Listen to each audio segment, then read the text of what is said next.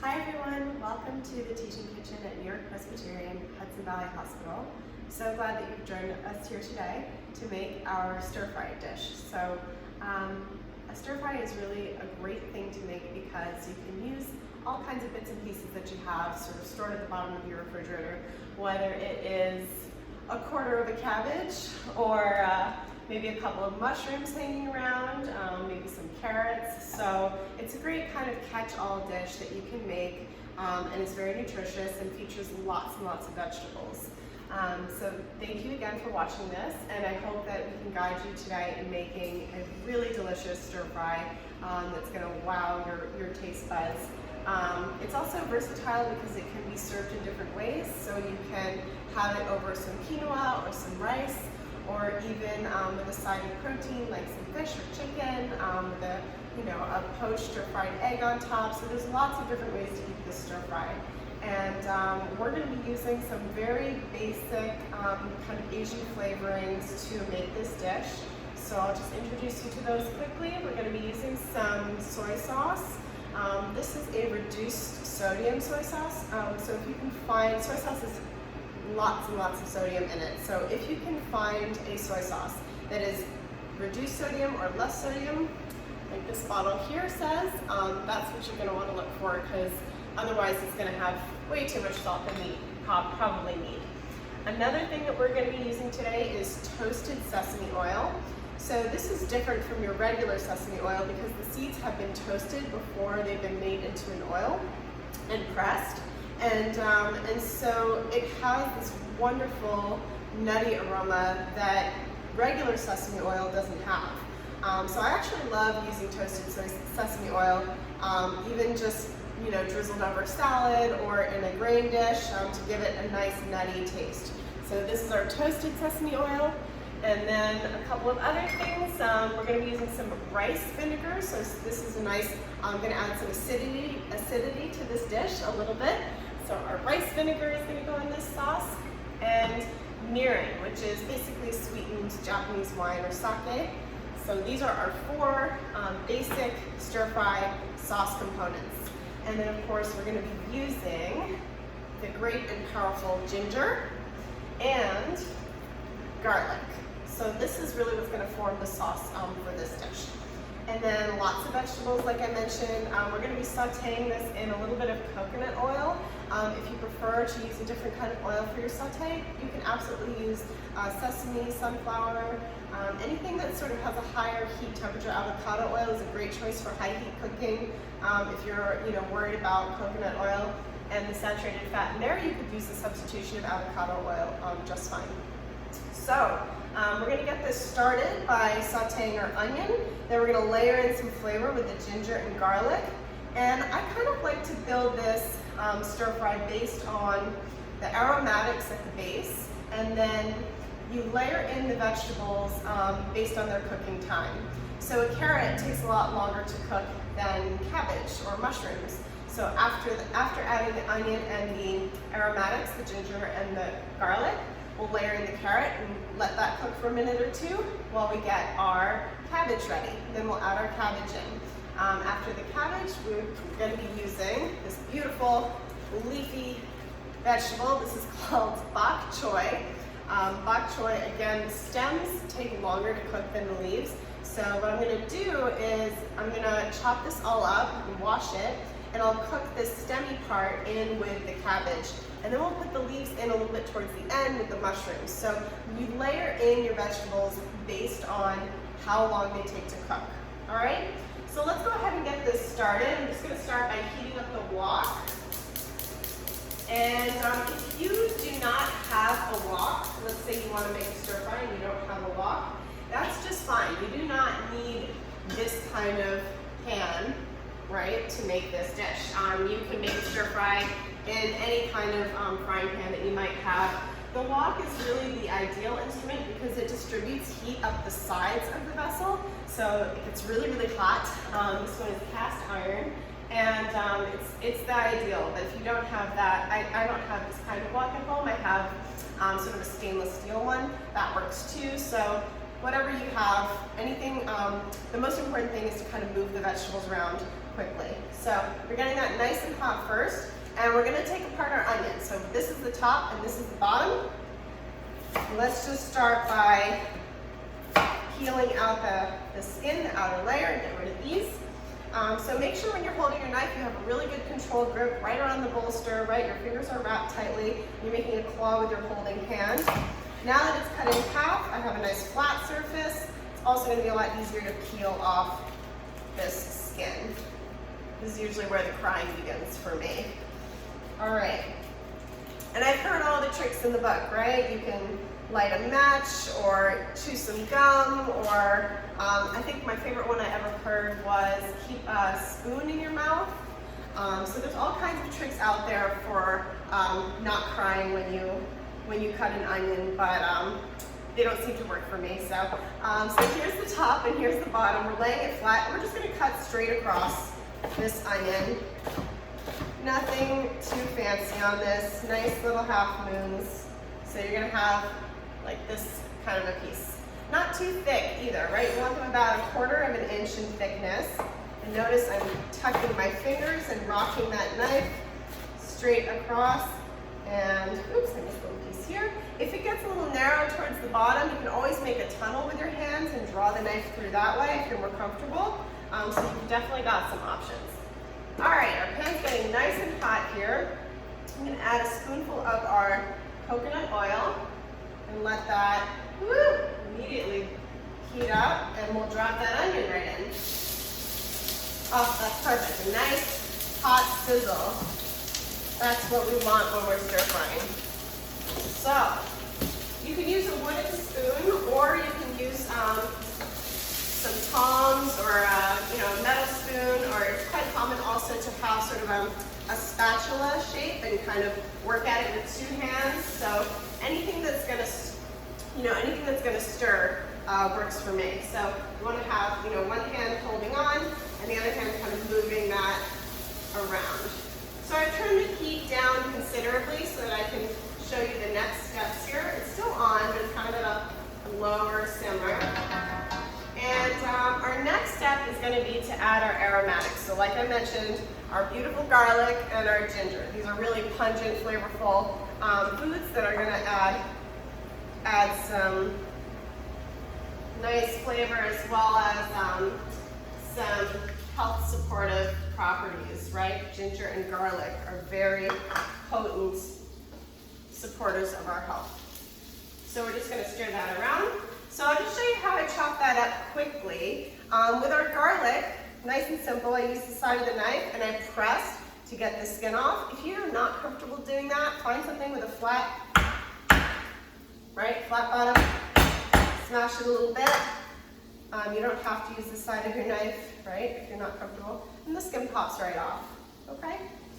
So, just want to make sure, take the bottom off there and discard that. And I'm just going to cut this into smaller and smaller pieces. So our onion, of course, is full of antioxidants. That's why it's so smelly. It has powerful antioxidants that work. Onions also have vitamins B, C, and some minerals and potassium as well. So it's not generally thought of as a source for vitamins, but onions certainly do have some vitamins and minerals in there. We'll chop this garlic up quickly. And then as for garlic, it's another food that has a reputation for being on the smellier side, but it is really, really powerful. Most of the health benefits are caused by these sulfur compounds, and that is why it's so powerful. They're activated more when they're chopped or crushed, so just keep that in mind, that when you're working with garlic, you definitely want to chop or crush it to activate the sulfur compounds that are going to support our health. And there are some studies that suggest that garlic may have some immune boosting properties, perhaps reduce blood pressure, and even some studies are starting to suggest that it may improve cholesterol levels. So whether or not that's true, I love the flavor of garlic. I'm just going to chop this right up and throw it in, and one way or another it's going to be great flavor. So as for the ginger here, ginger has this sort of exterior peel, so I just want to use a vegetable peeler or whatever you have to kind of draw that skin off. And you can save these, save these peels if you'd like. And you can pop them in some hot water and boil them and make sort of like a ginger tea, ginger water, keep it in the refrigerator, chill it, throw some mint leaves in there, you have a really nice beverage, right? So you want to take off this outer skin here, the brown part, and peel it so you have nothing left but this nice smooth part here. Then we're just going to chop it. So I have 2 pieces here that I've cut ahead of time, just getting that ready. And ginger, it sort of has these fibers and these hairs. You want to sort of cut in the long direction first and then cut across into smaller cubes. So I'm, again, tucking my finger, get really small here, and making these little ginger kind of matchsticks, if you will, right?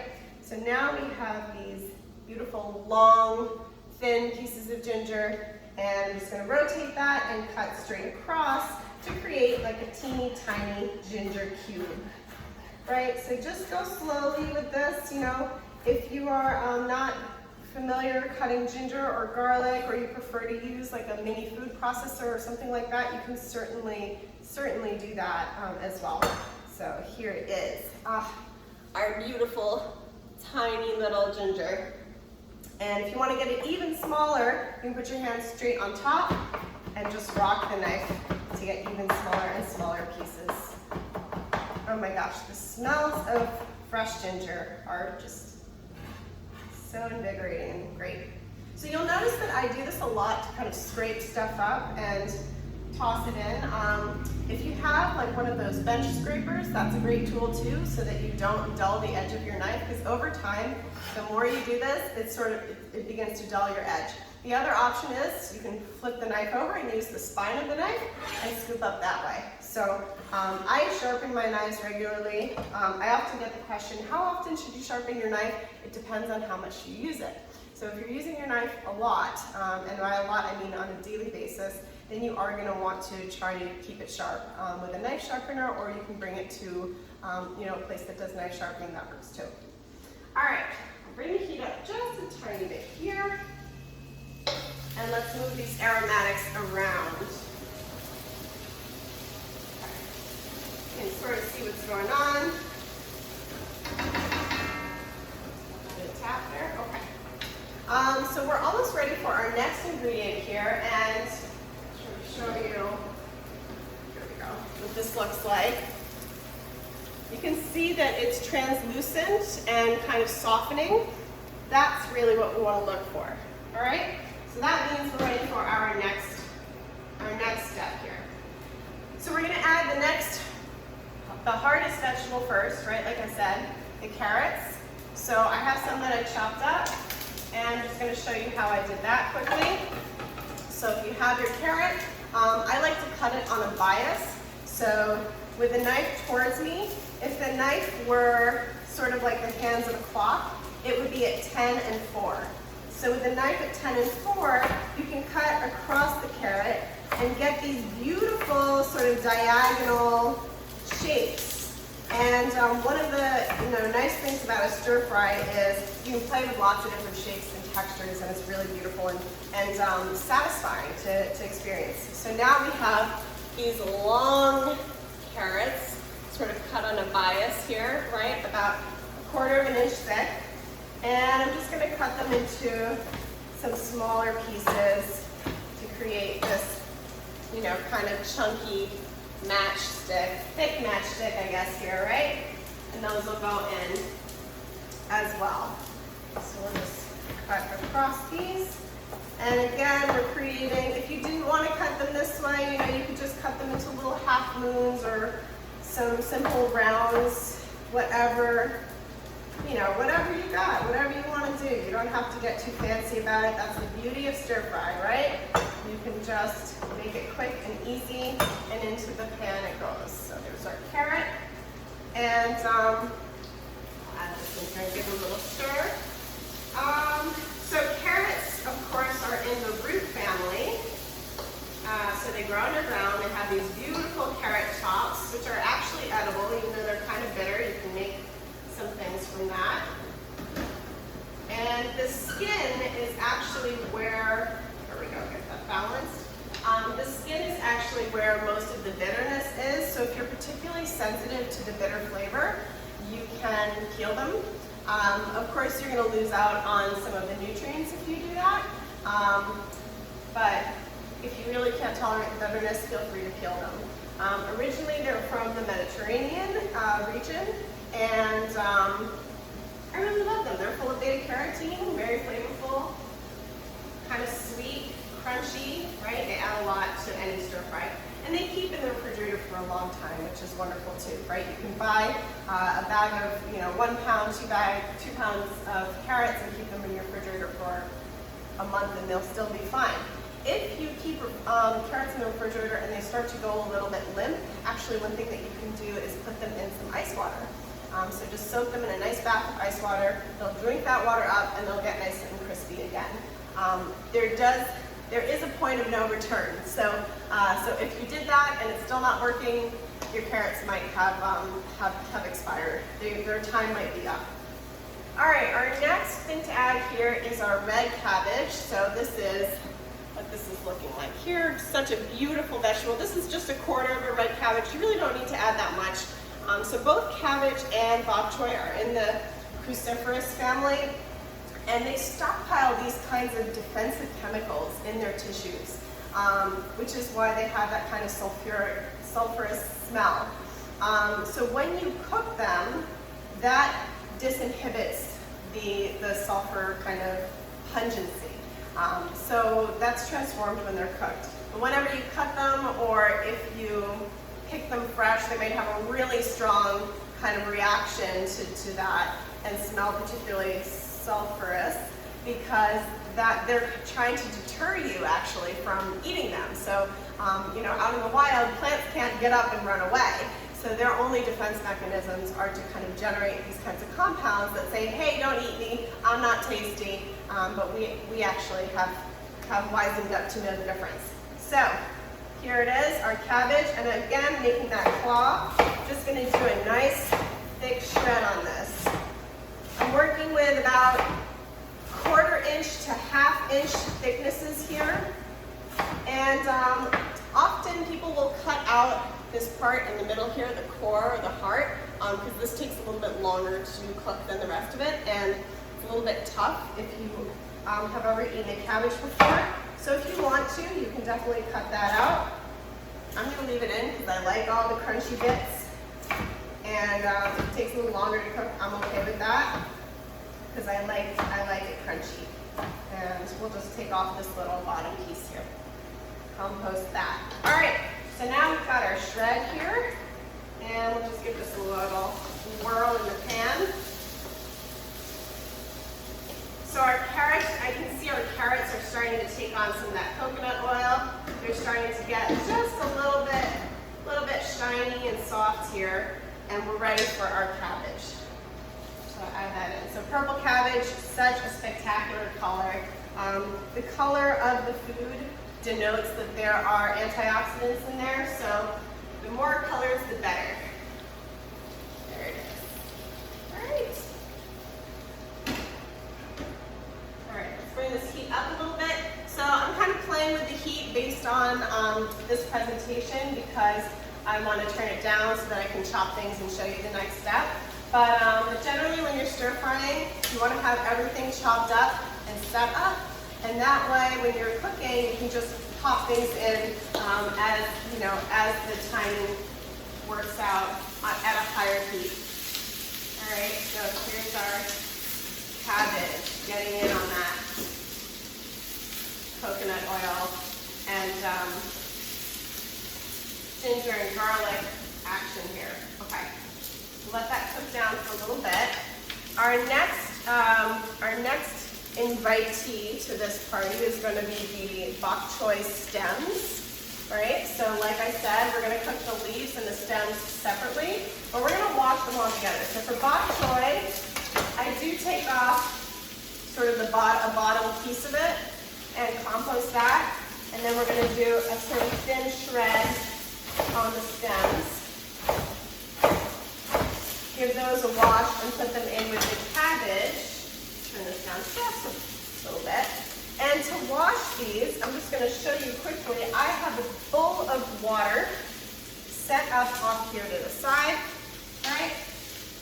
And in that water, I just pop the bok choy stems in there, give them a little rinse. They're going to float right up to the top. Lift them up, give them a little shake. And when I put them in the pan, it's going to hiss, right? Because there's going to be some moisture on here. There it goes.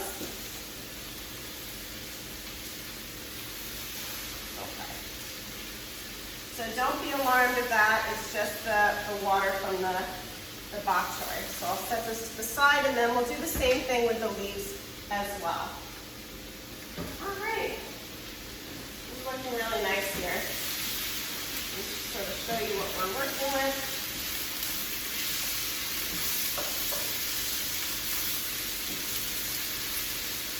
Oh, beautiful. So again, super colorful. Very flavorful, a great way to use up all those odds and ends in your refrigerator that you don't know what to do with. And oh, the smells are just fantastic. I wish I could transport these smells to you. They are wonderful. I just wanted to show you another tool for this. If you would like to try it, is the tong, right? So you can use these to really move this stuff around. So this is a more characteristic stir-fry motion here. Kind of moving it around, letting that steam evaporate so the vegetables stay nice and crunchy and get just sort of lightly cooked. So this is a very characteristic kind of stir-fry motion, right? We're stirring and we're frying at the same time. That's what we're looking for. All right.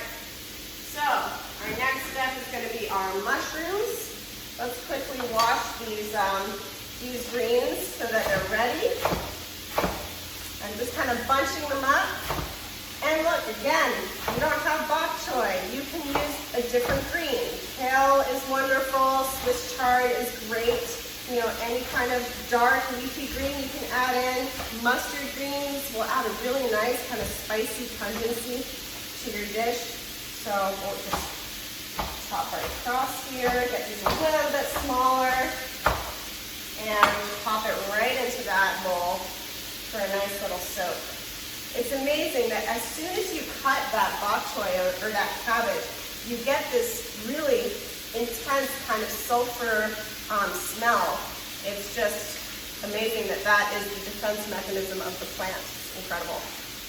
All right, give that a nice soak over there. So while that's soaking and having some bath, just want to introduce you to our next friend here. This is the shiitake mushroom. I don't know if you can see, there you go. So our shiitake mushrooms, mushrooms are 80 to 90% water. So they actually, if you wash them, they're going to soak up even more water and the flavor is going to get diluted. So it's a little bit of a pain to kind of brush each one with a damp cloth. You can certainly do that for some perhaps more precious varieties like chanterelle or morels or things like that. For the shiitake, these usually come out pretty clean. I just cut off the stem, and if you really want to give them a little rinse, you can get your big bowl of water ready, dunk them in, give them a soak, pull them out. Very quickly and briefly, right? You don't want this to be soaking up water. So we'll cut off the stems here, just so you disconnect that. And now you can save these stems. You can see I have the stems on the side here. You can pop them in some water and boil them, and you've got a very light mushroom broth if you would like to use for your cooking. You can cook rice in that, any kind of grain. You can add a little bit into different dishes. If you like a mushroom kind of aroma, polenta is really good with mushroom broth. So use those stems, they're really flavorful. So now we have our cap, and we're just going to cut straight across, right, to get this nice. Again, everything's kind of small in the same shape. Let's move this around here. And add our mushrooms. Mushrooms going in. All right, so here's the pile. Mushrooms shrink. So you'll start with a pile like this, you'll end up with like this much. So you definitely want to add some nice nice quantity of mushrooms in there because they are going to shrink down to almost nothing. You may need to add a little more oil when you add mushrooms because, like I said, they soak everything up. So just keep that in mind. So we're almost done here. We're just going to add our, let the mushrooms have a minute or two. And then we're going to add our greens and our sauce. So very important, that we add the sauce because that's where we're going to get the distinct flavor of stir fry. And anytime you add something to the pan, keep in mind that you are going to be decreasing the temperature of the pan ever so slightly. So when you add something, you may need to kind of crank it up just to kind of get some more heat under it and introduce that new item. All right. So I just want to show you, this is the ingredients for the sauce. So I have some soy sauce in here, the rice vinegar, the toasted sesame oil, some water, and the mirin as well. If you don't have mirin, that can be a little bit of a tricky one to find. If you don't have mirin, you can definitely just use a splash of maple syrup or a splash of honey. It just adds a little bit of sweetness to the dish, and I think it kind of balances out the acidity and the saltiness. So give that a try. Again, if you didn't have that, maple syrup or a splash of honey or something sweet. Well, even a pinch of like brown sugar or coconut sugar will help you out here too. All right, so our mushrooms are getting softer here. We got that good stir fry action, right? Moving around. This is good for your arms, right? Good exercise right here.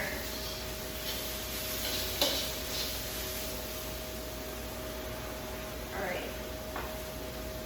And one of the tidbits that I learned about this pan from a friend of mine that I really love is that this pan was designed to maximize heat. So a long time ago, in places where firewood was perhaps a little bit scarce, if you had just a little bit of firewood, you could maybe go a long way with this kind of a shaped pan because it distributes the heat up the sides and it gets very, very hot. So it has a very functional purpose. All right, let's add our gorgeous greens. Lift those right out.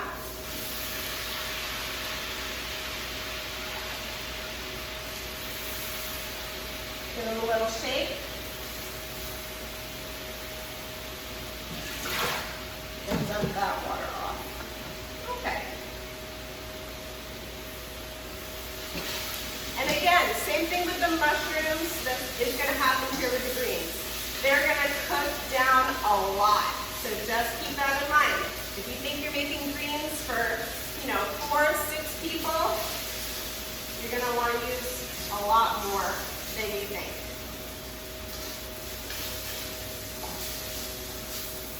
All right, so we're almost ready here to add our sauce. And that's really going to bind all these vegetables together in flavor and wrap it up for us. So here's our sauce. I'm going to add this in and bring it all the way up to a high temperature. And you're really going to want to move the veggies around because you want to make sure this gets distributed, really well across every item in here. So if you want, you can make the sauce just like this without the use of cornstarch or arrowroot. If you wanted a little bit more of that sort of thick, glazed, traditional kind of stir-fry effect where, the sauce is a little bit more coagulated, you could add some cornstarch or some arrowroot. Now, of course, you're not going to want to add it. You're not going to want to add it straight as a powder into the dish, right? You're going to want to create what's called a slurry. So you take a little bit of your cornstarch or arrowroot powder and add some water to it, and just kind of gently stir it together to form a slurry. So what this will do is It'll keep the arrowroot or the cornstarch from clumping, right? So you can see here, kind of creates this thin, this is called a slurry, right? Just a little splash of water with this, and it's going to create this nice thin texture that then you can add to the dish so that it doesn't just have like dots, bits and pieces of cornstarch or arrowroot in there. It's going to distribute more easily. So I'm going to go for that effect. We're going to add a little bit of this right in here, a little bit right around, and it's activated by heat, so it's not going to get kind of thick until the heat kind of cooks the starch out of it. So you're going to have to wait just a minute or two to get, this is beautiful, to get that kind of nice texture that we're looking for here. All right, this is done. So what am I looking for? The vegetables are soft, but still maintain a little bit of crunch and bite to them. The sauce is evenly distributed everywhere, and you can top this with some toasted sesame oil if you'd like at this point. Here it is. You can see how glossy and beautiful this is, and you can just get a plate, pile some of that right on there, serve it with your favorite quinoa or noodles, right? Maybe a seared scallop or two, some tofu, some tempeh. Okay, and there she is. Our beautiful steaming stir fry made from the bits and pieces in our refrigerator here, giving these vegetables really a beautiful life and purpose in our kitchens. So thank you so much for joining us here at New-York-Presbyterian Hudson Valley Hospital. I hope you enjoyed this quick and easy stir fry, and please give it a try. It's a great way to add more vegetables into your diet, and everybody knows that we could use that. Thank you.